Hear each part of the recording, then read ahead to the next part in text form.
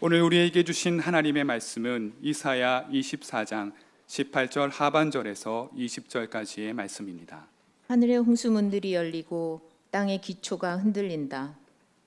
땅덩이가 여지없이 부스러지며 땅이 아주 갈라지고 땅이 몹시 흔들거린다. 땅이 술 취한 자처럼 몹시 비틀거린다. 폭풍 속의 오두막처럼 흔들린다. 세상은 자기가 지은 죄의 무게에 짓눌릴 것이니 쓰러져서 다시는 일어나지 못할 것이다. 이는 하나님의 말씀입니다. 좋으신 주님께서 주시는 위로와 소망, 그리고 새롭게 하시는 은혜가 저와 여러분 위에 함께 하시기를 바랍니다. 오늘은 감리교회가 정한 환경 선교 주일입니다. 지금 저희가 살고 있는 이 시대는 기후 위기 시대를 넘어서 기후 재앙 시대를 살아가고 있습니다. 세계 각처에서 피조물들의 신음소리가 들려오고 있습니다. 하나님의 자녀들이 나타나서 구원해 주길 바라는 신음소리입니다. 오늘 환경선교주일 예배를 하나님께 드리면서 그 신음하는 피조물들의 신음소리를 더 가까이 듣게 되고, 또한 하나님께서 우리에게 맡겨주신 환경 청지기로서의 책임의식을 다시 한번 생각하는 그러한 시간이 되면 좋겠습니다. 2015년 세계 200여 개국의 대표자들이 모여서 지구온난화를 해결하기 위한 회의를 하였고, 회의를 거쳐서 협약에 이르렀습니다.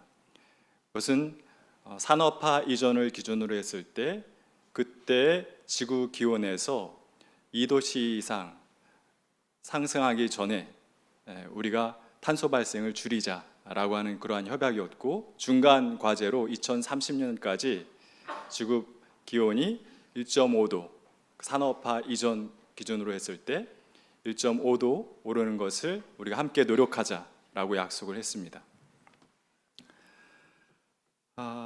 상승폭이 1.5도를 넘어서게 되면 사실 지구는 걷잡을 수 없이 기온이 올라가게 됩니다. 자체적으로 인간의 손을 떠나서 지구 자체가 온도가 올라가게 되는 것이죠. 어떤 분들은 그렇게 이야기하실지도 몰라요. 아니, 커다란 지구가 기온이 1.5도 정도 오르는 게 그게 무슨 큰 대수인가. 근데 우리 인간의 몸을 생각해 보시면 됩니다. 우리 인간의 체온은 36.5도입니다. 근데 거기서 1.5도만 올라가면 몇 도입니까? 38도예요. 38도가 되면 우린 정상 생활을 할 수 없습니다. 지구도 똑같은 겁니다. 왜냐하면 지구도 생명체니까. 그래서 우리는 저마다 탄소 발생을 줄이기 위해서 노력은 했습니다만, 최근 보도에 따르면 지구의 평균 기온이 산업화 이전 대비했을 때 1.52도를 넘어섰다라는 보도가 나오고 있어요. 물론 연구자들마다 조금씩 다릅니다만, 어찌 보자면 그 연구자의 보고에 따르면 우리는 이미 마지노선을 넘어선 겁니다. 지구온난화의 피해가 세계 곳곳에서 발생하고 있습니다.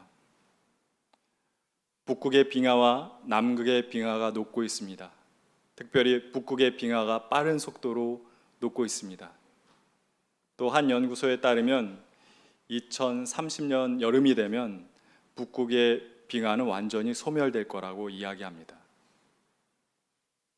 그 연구 결과가 틀리면 좋겠는데 모르겠습니다. 지금 이미 바다의 해수면은 빠른 속도로 상승하고 있습니다. 태평양에 있는 작은 섬나라인 투발루, 외교장관이 사이먼 코페라는 사람이 있는데, 이 사이먼 코페가 UN 기후회의에 참여한 사람들에게 온라인으로 연설을 하면서 이런 연설을 했습니다. 근데 그가 연설할 때 연단을 세우잖아요. 근데 그 연단을 특이한 장소에 세웠습니다. 투발루 바닷가 속에다 세웠어요. 그리고 허벅지까지 물이 차오르는데 거기에 서서 이 코페가, 그 외교장관이 연설했습니다. 제가 지금 서 있는 이곳은 과거의 육지였습니다. 투발루가 빠른 속도로 잠기고 있습니다. 탄소 발생을 줄이기 위해서 전 세계 모든 나라 사람들이 당장 시급히 동참해 주십시오 라고 하는 연설이었습니다. 온난화의 폐해는 참 여러 가지 많은데요. 일단 그 바닷속에서 살아가는 생물들이 죽어가고 있죠. 호주에 가면 푸른바다 거북이가 사는데 최근 몇 년 동안 이 푸른바다 거북이는 암컷만 태어나고 있다고 합니다. 왜 그런가 하면 푸른바다 거북이는 성별 결정이 수온에 따라서 결정된다고 합니다. 그래서 기준 온도보다 높을 때는 암컷이 태어나고 기준 온도보다 낮을 땐 수컷이 태어나는데 그동안은 성비가 잘 맞아왔던 것이죠. 근데 최근 몇 년 동안은 계속 80%에서 90%가 암컷이 태어나고 있다고 합니다. 이게 몇 년이 지속되면 멸종되는 겁니다. 그리고 지구의 허파라고 이야기하는 아마존 그 밀림 안에도 커다란 호수들이 있는데 그 호수에는 그 민물에만 사는 돌고래들이 있습니다.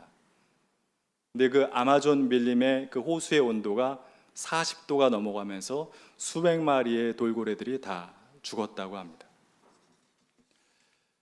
기후들은 더욱 난리지요.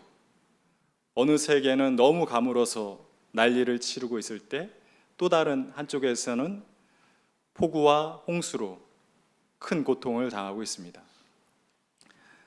스페인 바르셀로나가 있는 카탈루냐에서는 너무 한동안 비가 내리지 않아 가지고 세차하는 사람에게 5만 원씩 벌금을 매긴다고 합니다.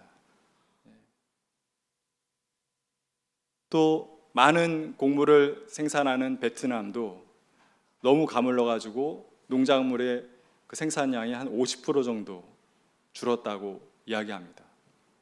그리고 남미에 있는 베네수엘라는 수력 발전을 통해서 전 국민이 쓰는 에너지의 75%를 가용했었는데 이제 수력 발전을 할 수가 없대요. 왜? 댐이 메말라서. 국가 재난 상태입니다. 그뿐 아니라 아프리카는 더 심각합니다. 말라위 같은 나라, 잠비아 같은 나라도 너무 가뭄이 오래돼서 국가 재앙 사태를 선포했습니다. 그 반대에 홍수도 곳곳에서 일어나고 있죠. 얼마 전 중국도 홍수로 큰 어려움을 겪었습니다만 브라질 남쪽에서 정말 기록적인 폭우가 한 번에 쏟아지면서 그 하룻밤 사이에 136명이 죽었습니다. 그리고 중앙아시아 아프가니스탄에서는 지난 5월 달에 한 주 사이로 홍수가 2번이나 발생하면서 400명이나 넘는 사람이 한꺼번에 죽거나 실종됐습니다. 가뭄과 홍수도 문제지만 산불은 또 얼마나 곳곳에서 크게 대형 산불이 일어나고 있습니까? 2019년에서 2020년까지 6개월 동안 불타올랐던 호주 산불을 기억합니다. 그때 그 호주 숲속에 사는 많은 동물들도 죽었지만 그 숲 자체가 엄청난 규모로 소실됐습니다. 그때 사라진 숲 크기가 우리 한반도 크기, 남한과 북한을 합친 만큼의 숲이 사라졌습니다.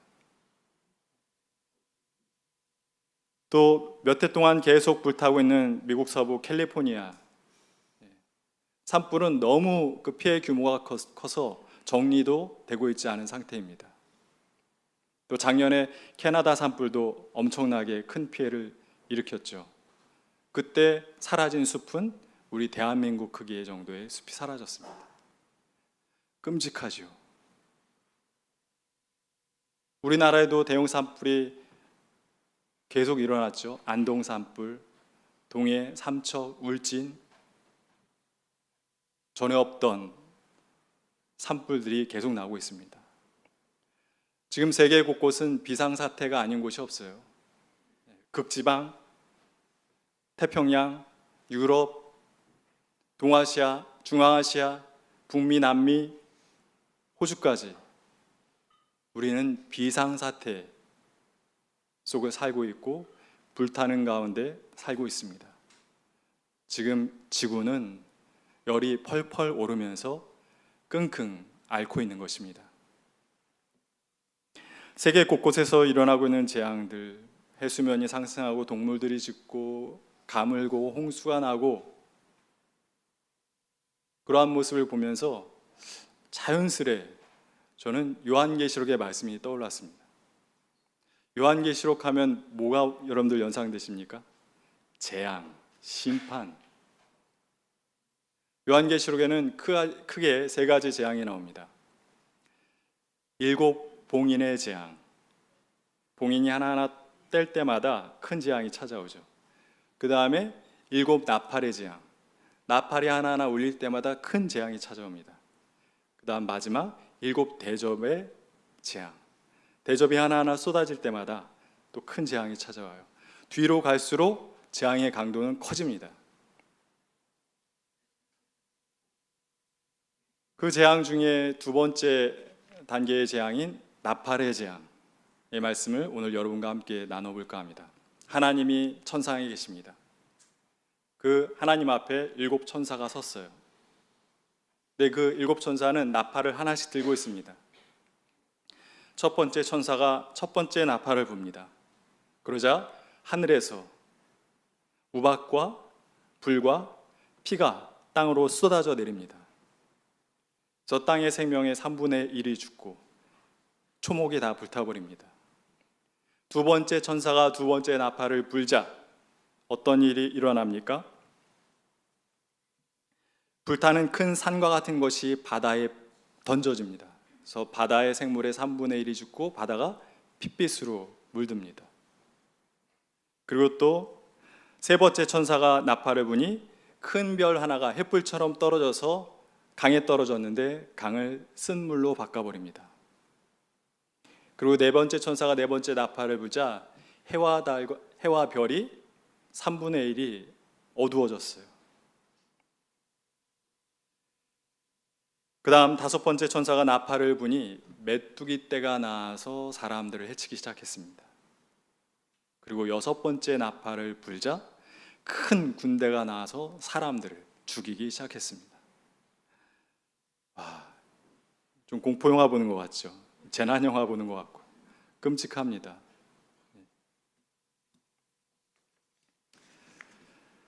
이스라엘이 출애굽하여서 광야를 떠돌다가 가나안으로 들어가기 전에 여리고성을 만나게 됩니다. 하나님은 여리고성을 이스라엘 통해서 무너뜨리시는데 그 방법은 무엇이었습니까? 하나님의 법궤를 메고 여리고성을 7바퀴 도는 거죠. 7바퀴 도는 것만 하지 않았어요. 7 나팔을 불었어요, 그때. 그리고 마지막 7번째 나팔을 빵 불자 여리고성이 우르르 무너졌습니다. 이 요한계시록에서 선포되고 있는 이 7 나팔의 재앙은 바로 로마라고 하는 굳건한 성, 그러나 그 안에 죄악이 가득한 그 성을 하나님께서 무너뜨리시는 방법이었던 것입니다. 그리고 이 7 나팔의 재앙은 우리로 하여금 또 뭔가를 하나 연상시키게 만드는데 그것은 무엇이냐면 출애굽할 때 이집트에 내렸던 10가지 재앙. 이 10가지 재앙과 4가지가 비슷하거든요. 물이 피로 변하고 또 우박이 쏟아지고 메뚜기 떼가 범람하고 해와 달이 어두워지는 이런 일들이 비슷한 것처럼 느껴져요. 그러나 가장 이 요한계시록의 말씀을 읽으면서 가장 크게 연상되는 것은 오늘 우리가 살고 있는 이 지구예요. 왜 그렇습니까? 일어나는 일이 너무 비슷하잖아요.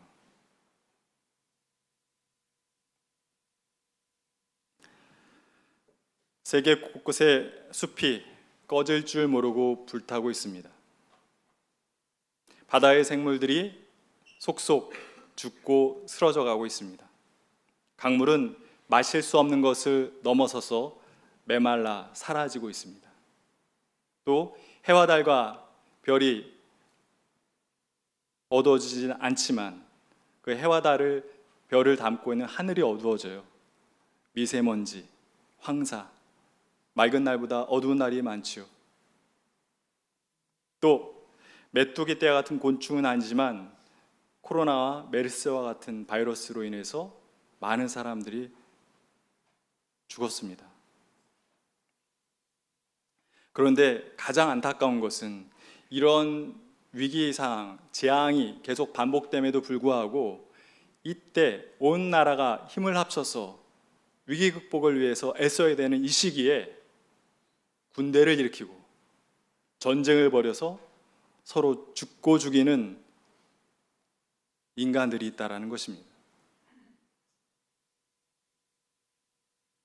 요한계시록은 로마가 왜 일곱 나팔의 재앙을 당해서 쓰러져야 되는지를 이야기합니다. 제가 지금 일곱 나팔의 재앙이라고 얘기하면서 계속 여섯 나팔까지만 이야기했거든요. 일곱 번째 천사가 아직 일곱 번째 나팔을 불지 않았어요. 일곱 번째 천사가 나타나서 일곱 번째 나팔을 불자 하늘에서 큰 음성이 들려옵니다. 세상 나라는 우리 주님의 것이고 주님이 다스릴 것이고 주님께서 영원히 통치하실 것이다. 로마는 하나님이 이 세상을 지으시고 이 세상 속에 세상이 운영될 수 있는 원리로서 새겨놓은 그 운행의 원칙, 그 진리, 그것을 벗어난 겁니다. 이 세상은 하나님의 것이에요. 그리고 하나님이 통치하시는 지구입니다. 근데 로마는 어떻게 했습니까? 자기가 이 세상의 주인인 줄 알았어요. 그리고 이 세상을 자기가 영원히 통치할 거라 생각했습니다. 하나님 진리에서 벗어난 것이에요. 하나님의 통치 원칙에서 벗어난 것입니다. 로마는 그래서 멸망했습니다. 우리도 똑같습니다. 오늘을 살아가는 우리도 이 지구가 우리 것인지 알고 우리 마음대로 할 수 있다고 생각한다면 로마가 그 하나님의 진리를, 통치 원칙을 벗어났기 때문에 멸망한 것처럼 우리도 동일하게 멸망할 것입니다. 종말에 대한 성경 말씀 중에 한 구절을 좀 더 찾아보겠습니다. 이사야서의 말씀인데 오늘 봉독했던 말씀이죠. 하늘의 홍수문들이 열리고 땅의 기초가 흔들린다. 땅덩이가 여지없이 부스러지며 땅이 아주 갈라지고 땅이 몹시 흔들린다. 땅이 술 취한 자처럼 몹시 비틀거린다. 폭풍 속에 오두막처럼 흔들린다. 세상은 자기가 지은 죄의 무게에 짓눌릴 것이니 쓰러져서 다시는 일어나지 못할 것이다. 이 이사야의 말씀은 주전 8세기에 선포된 말씀입니다. 그 주전 8세기의 팔레스타인은 혼돈의 도가니였습니다. 팔레스타인 동북쪽에서 제국이 등장했습니다. 아수르라고 하는 제국이 등장하여서 호시탐탐 서남쪽에 있는 나라들을 엿보고 있었습니다. 그래서 위기를 느낀 팔레스타인의 나라들은 연합하여 아수르에 맞서려고 했습니다. 시리아와 북이스라엘이 함께 연합했습니다. 그리고 이 두 나라는 남유다에게도 같이 연합하여 아수르에 맞서자 제안했습니다. 그런데 그때 남유다의 왕이었던 아스는 반대합니다. 나는 당신들과 연합하지 않겠소. 그러자 시리아와 이 북이스라엘이 아수르와 전쟁을 벌이기 전에 유다를 먼저 공격했습니다. 위기에 처한 유다는 어떤 방법을 선택했을까요? 아수르에게 도움을 요청해요. 아수르의 왕이시여 와서 저희를 살려주십시오. 안 그래도 공격의 그 기회를 얻으려고 호시탐탐 노리던 아수르가 그걸 놓칠 리 없습니다. 바로 대군을 일으켜서 시리아와 북이스라엘을 완전히 멸망시켰습니다. 남유다는 멸망은 피했지만 거의 아수르의 속국이 되었습니다.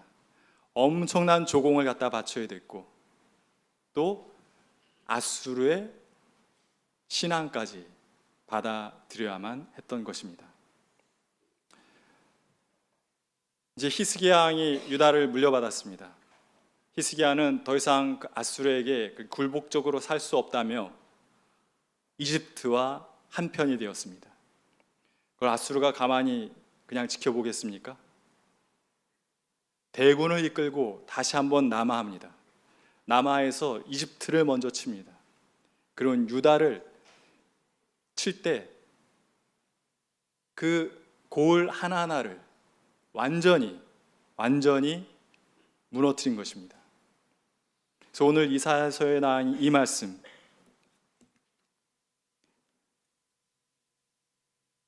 땅이 흔들린다, 땅이 술 취한 자처럼 못이 비틀거린다, 폭풍 속의 오두막처럼 흔들린다는 말은 추상적인 말이 아니에요. 현실이었던 거예요. 유다가 겪었던 현실, 아주 뼈아픈 현실이었던 것입니다. 그런데 그렇게 어렵고 혼란스러운 때에도 이스라엘 사람들은 하나님의 말씀을 따라 살지 않고 자기의 욕심을 따라 살았습니다. 그리고 힘 있는 자들은 힘 없는 자들을 착취하였고, 또 가진 자들은 없는 자들 것을 더 약탈했습니다. 그리고 지도자들은 백성을 돌보지 않고 권력과 재물을 쫓아 살았습니다. 그리고 무엇보다도 유다 백성들은 하나님의 선지자를 통해서 하나님께서 주시는 경고의 말씀을 계속 무시했던 것입니다. 그래서 이사야는 이 재앙이, 터전이 흔들리는 이 재앙이 이스라엘이 약해서 당한 재앙이 아니라 이스라엘이 악해서 당한 재앙이라고, 이 터전이 흔들리는 것은 이스라엘의, 이 유다의 죄악 때문이라고 말씀을 선포한 것입니다. 시베리아에는 영구 동토층이 있습니다. 영구 동토층, 영구의 얼어붙은 땅이라는 이야기죠. 지표면의 온도가 늘 0도 이하를 유지하는 땅이 그 땅입니다. 그런데 그 땅이 지금 녹고 있습니다. 시베리아 사람들은 그 영구 동토층 위에다가 집을 짓고 살았어요. 왜 그랬을까요? 좀 춥긴 하지만 흔들리지 않거든요. 계속 얼어있기 때문에. 굳건한 반석이었던 거예요. 그래서 그 위에다가 집을 짓고 살았는데 이제는 집이 어떻게 됐을까요? 영구 동토층이 녹으면서 그 집이 흔들리기 시작한 겁니다. 환경 다큐 중에 붉은 지구라는 다큐 있는데 저희 교인이 만든 건 아시죠? 여러분들 많이 보셨을 텐데 그 1편에 보면 그 시베리아 영구 동토층 위에다가 집을 짓고 사는 사람들의 이야기가 나옵니다. 카메라가 한 집을 비춰요. 그 집에 사는 사람을 따라 들어갑니다. 그런데 집 한쪽이 내려앉은 거예요. 그래서 방에서 거실로 나오려고 문을 여는데 문이 안 열립니다. 그리고 기둥이 삐뚤어져 있고 벽이 금이가 있어요. 그 마룻바닥에다가 동그란 공을 던졌는데 다시 한쪽 방향으로 굴러 내려옵니다. 기울어진 겁니다. 그리고 이 건물에서 계속 이상한 소리가 나요. 삐그덕 삐그덕 끽끽, 계속 동토층이 녹고 있고 집은 무너지고 있는 것입니다. 그 집은 시베리아에 있는 한 가정집 모습이 아닙니다. 모든 생명이 어울려 살아가고 있는 지금 지구의 모습입니다. 토대가 흔들리고 있습니다. 가라앉고 있어요. 불안해서 더 이상 살 수 없는 공간으로 변해가고 있습니다. 결코 지구온난화가 주범이 아니에요. 그 주범은 누굽니까? 우리 인간입니다. 우리 인간이 주범이에요. 지구의 주인이 아니면서 지구의 주인처럼 살아왔습니다. 성경은 분명히 얘기합니다. 이 지구는 인간의 것이 아니다. 하나님의 것이다. 그리고 모든 피조물의 집이다. 우리는 하나님께서 돌보라 주신 이 자연을 돌보지 않고 이용만 했습니다. 그리고 하나님께서 계속 보내주신 경고를 무시하는 오만을 보였습니다. 그 다큐에서 그 영구 동토층이 녹아서 웅덩이로 변한 모습은 저에게 하나님께서 우리들에게 보내시는 또 하나의 경고로 보이지 않았습니다. 그것은 심판의 시작처럼 보였습니다. 2019년 4월 미국의 대통령 트럼프는 텍사스에서 중요한 발표를 했습니다. 미국은 석유와 석탄 시출을 하지 못하게 했던 프랑스 파리 기후 협약에서 탈퇴한다. 파리 협약은 미국으로부터 많은 돈을 지불하게 했다. 여기까지 얘기한 다음에 트럼프는 씩 웃으면서 사람들을 한번 둘러보고는 이렇게 얘기했습니다. 그것은 파리에게는 좋지만 미국에게는 좋지 않다. 그러자 뒤에 서 있던 그 텍사스 사람들이 막 박수를 치면서 환호를 했습니다.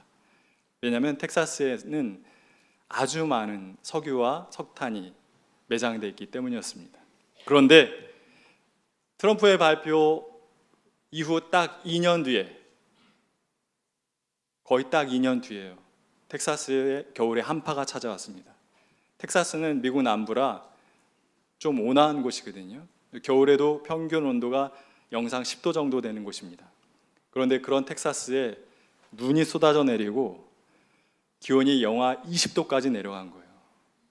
사람들이 추우니까 난방기를 막 돌렸고 전기가 끊어졌죠.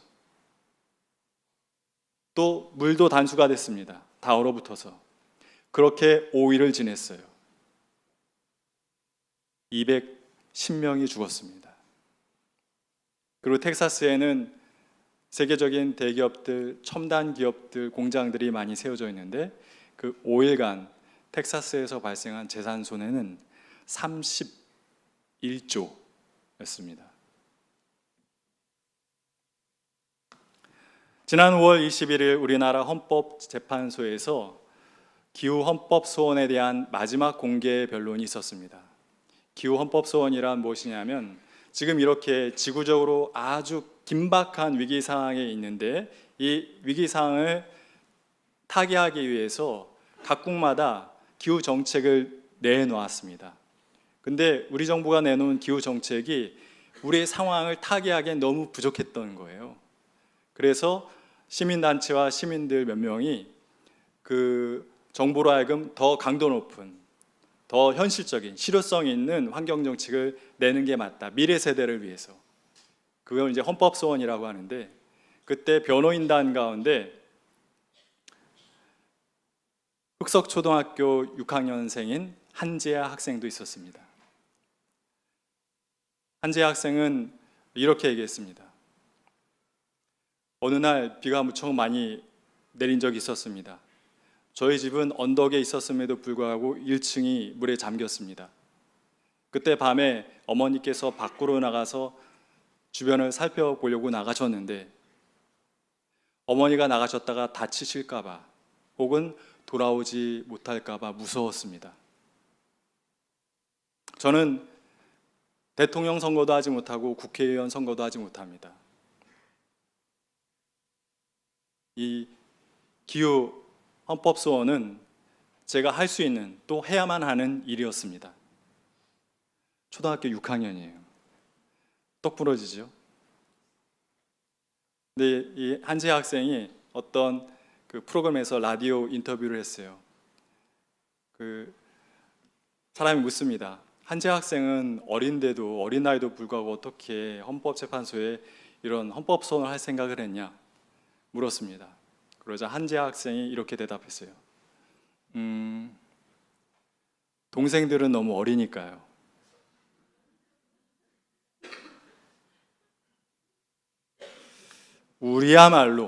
지금 우리야말로 미래를 위해서 할 수 있는, 또 해야만 하는 일을 해야 합니다.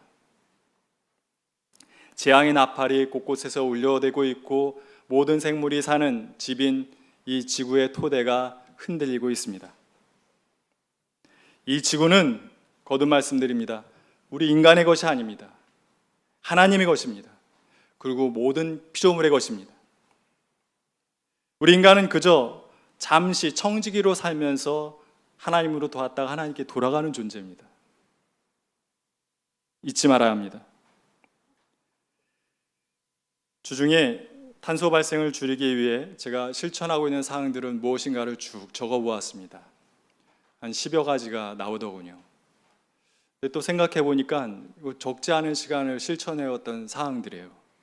아마 여러분들도 이 평화세상 녹색교회를 여는 청파교회를 다니시는 여러분들이라면 여러분들도 아마 그렇게 많은 것들을 오랜 시간 지켜오셨을 거예요. 그런데 그럼에도 불구하고 우리는 마지노선을 넘어서고 있는 겁니다.